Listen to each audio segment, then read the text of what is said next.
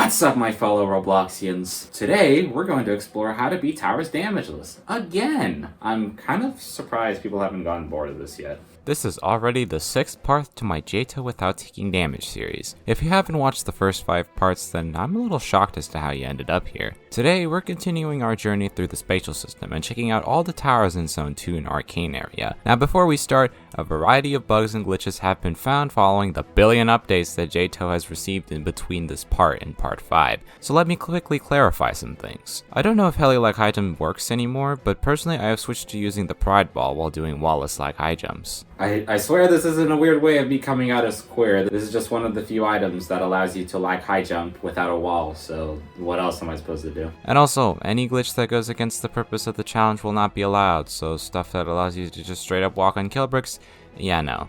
Unless we have to resort to these measures. With all of that out of the way, let's start discriminating against granite textured bricks that deal damage.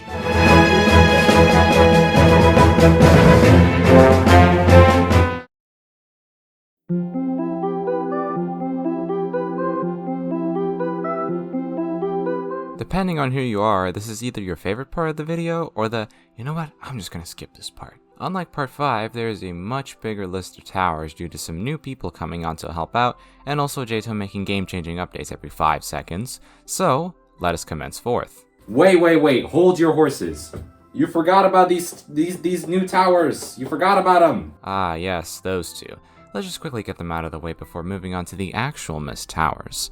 Unfortunately, 𝗬𝗃's replacement is not possible damageless. Floor 4 requires you to go on top of this kill brick cylinder thing, and I'm fairly confident that there's no way around it. This means that I have to now delete my 𝗬𝗃 badge from my inventory. There go hours of my life that I spent for no reason. Unlike its counterpart though, 𝗬𝗃 is actually possible damageless. However, this tower doesn't have any interesting obstacles to it. It just has some basic kill brick dodging sections and that's about it. Certainly a lot less intriguing than 𝗬𝗃i, but I guess it's a nice break. Okay, now let's go to the actual missed towers. Did you guys know that there's a secret unwritten rule of 𝗬𝗃 no damage that states that every single episode must contain a Forgotten Ridge tower? Yeah, pretty weird, right? I say this because I somehow include a Forgotten Ridge tower every single episode, and there's no exception. Last time we left off Steeple of 𝗬𝗀 at the 3rd jump, but in order to do it, you must firstly align yourself with T-pose in a position where your arm would reach the end of the 3rd stud texture. Lightly tap A while hugging the wall to get into this position. Then slowly jump up with only the A key and the spacebar.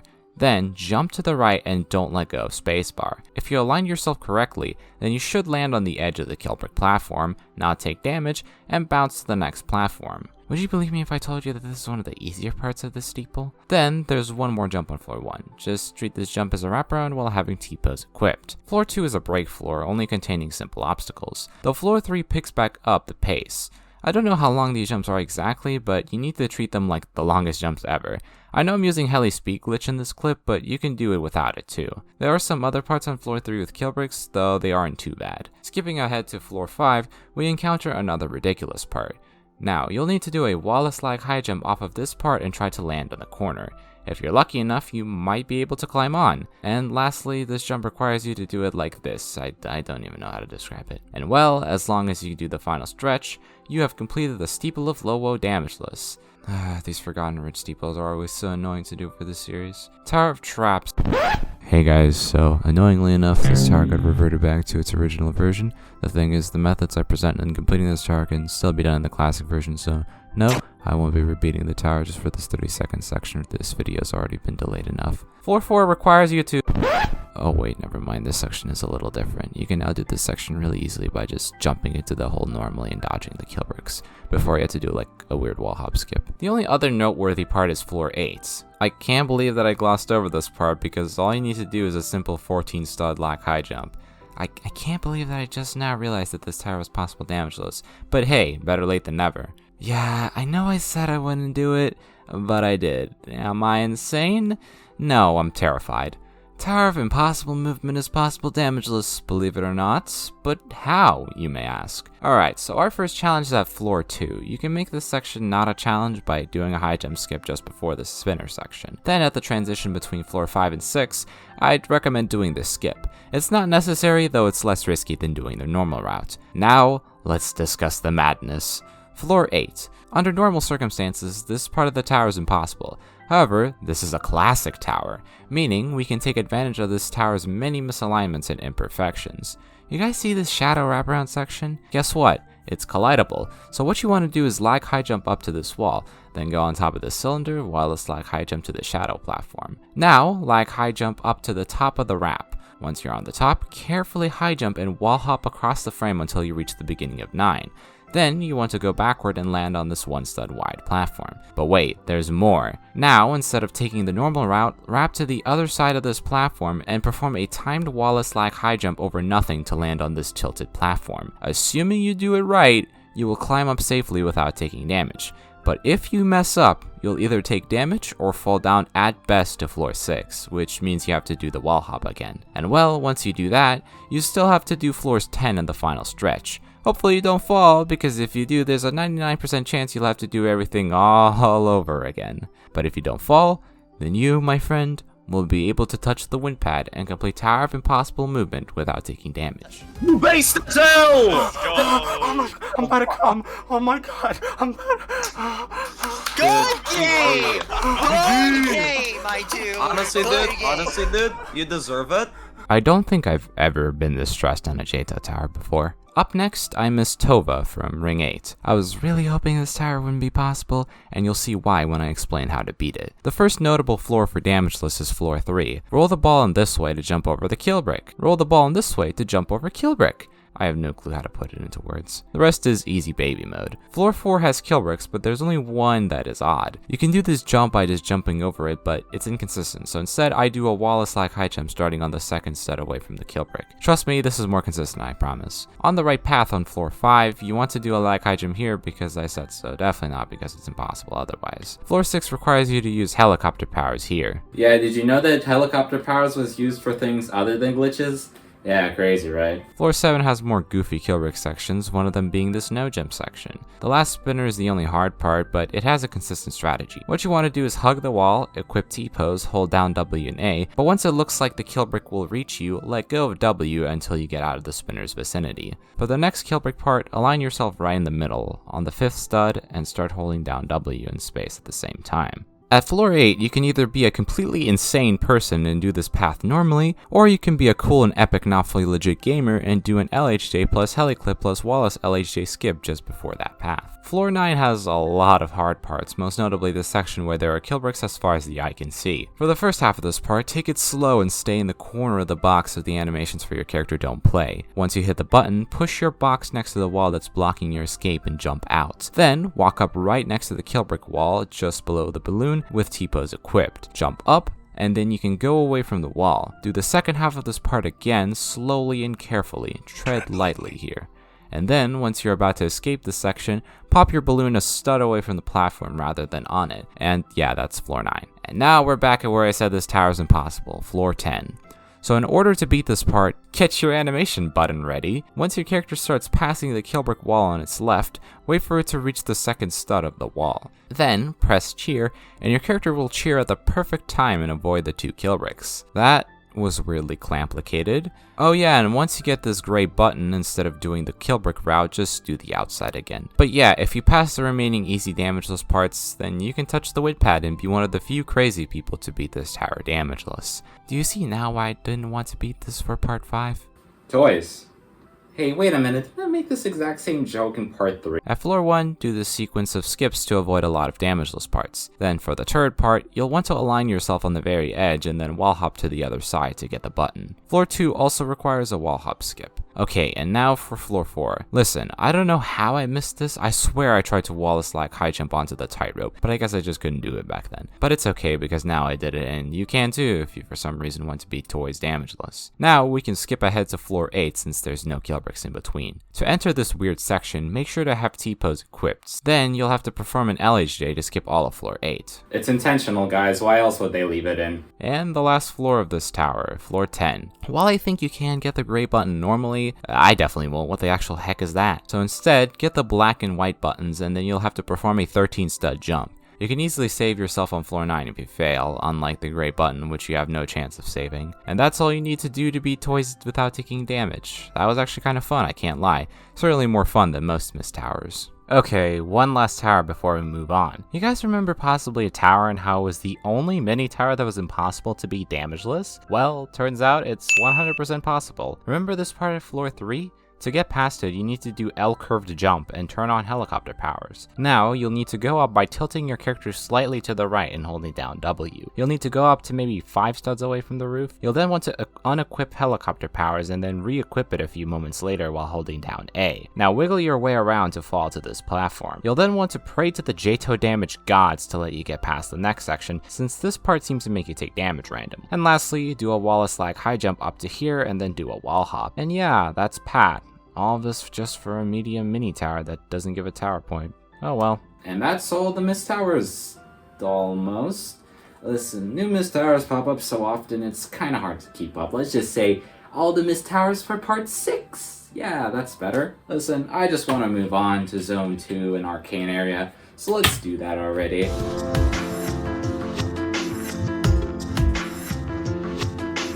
Welcome to the second zone of the spatial system. Not much has changed from the first one, though I guess there's grass now. So let's take a look at the towers in this zone, and maybe even pick up some positive energy on the way.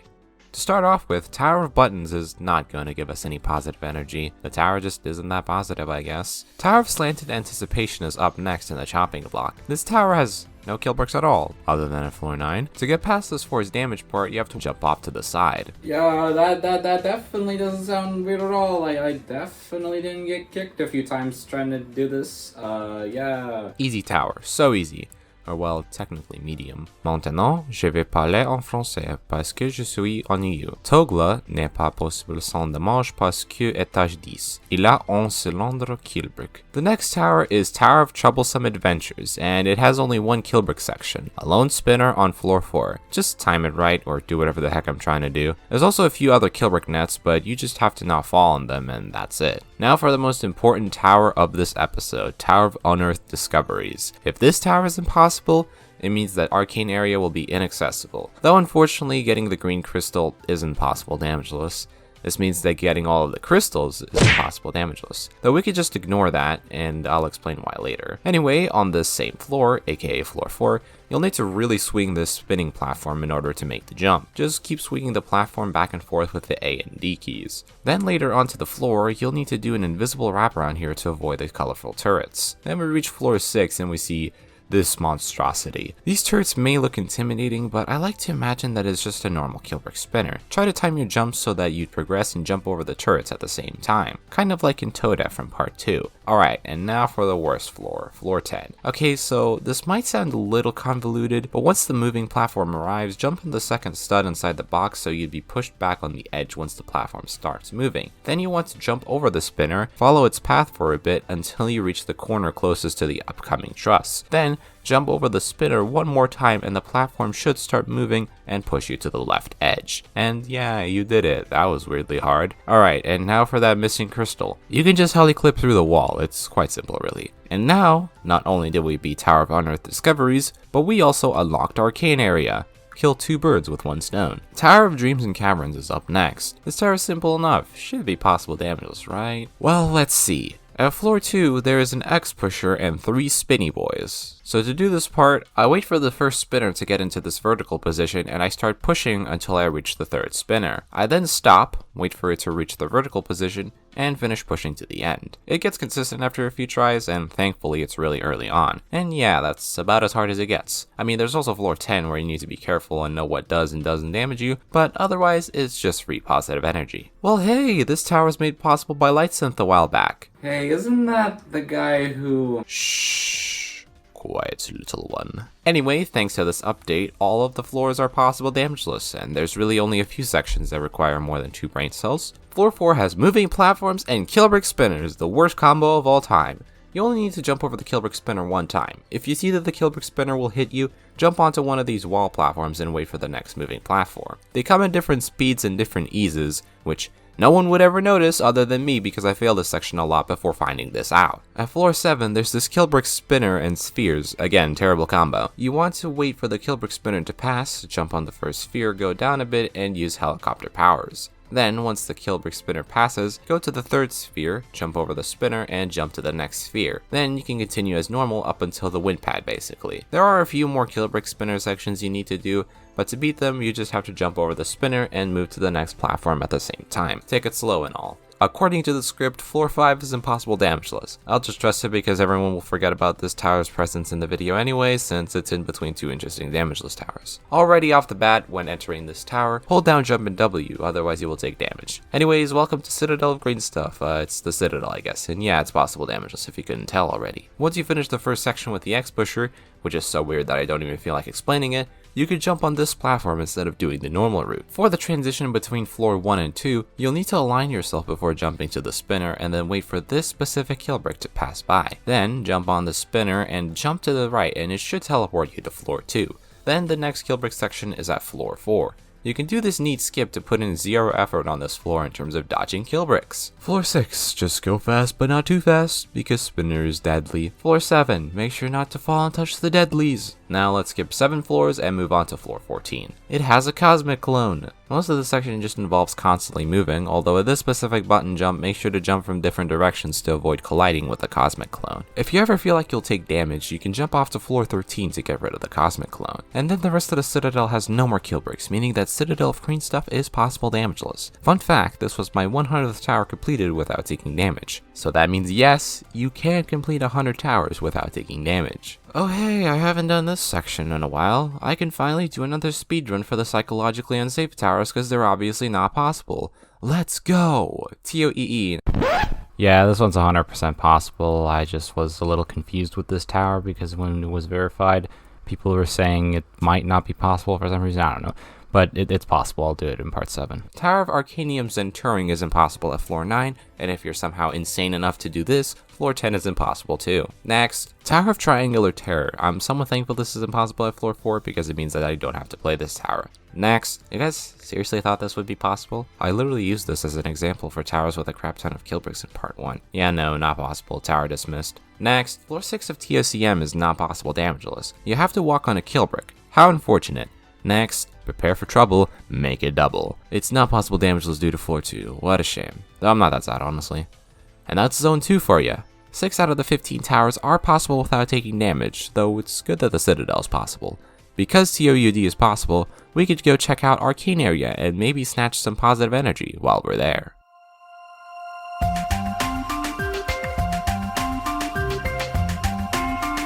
Hello, and welcome to the most anomalous area in 𝗬𝗉, also known as Arcane Area. Not only do you need to beat a tower to access this area, but you also don't get any items in Arcane Area. There's a reward for beating every steeple, and to play one of the towers, you have to beat every steeple. You see what I mean? Arcane Area is odd. This means we will have to be more creative with our approach to beating these steeples. Steeple of biome traversing. Let's see how hard this is going to be. Well, it wasn't very hard. As long as you don't fall in some parts, you don't take damage. Fairly simple start. Though, it won't be this easy for the rest of the steeples. So, at floor 2 of 𝗬𝗍𝗂, we have to walk on a 𝗘𝘅𝗁𝗀 in order to progress, and there's no way to go around it, unfortunately. Or is there? Firstly, go to one of the corners of the frame and perform a dance corner clip. It's performed sort of like a dance clip, except you press shift and you want to face diagonally and hold down D. This will let us access the lobby while still being in the steeple. You want to walk from the steeple to the sky lobby.